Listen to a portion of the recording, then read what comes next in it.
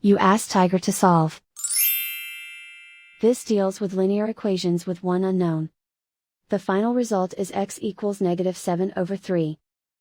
Let's solve it step by step.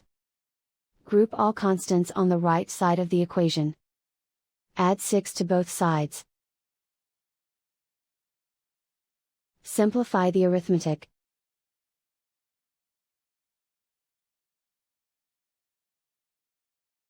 Isolate the x.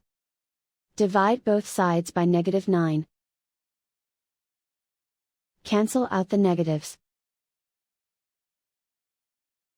Simplify the fraction. Move the negative sign from the denominator to the numerator. Find the greatest common factor of the numerator and denominator.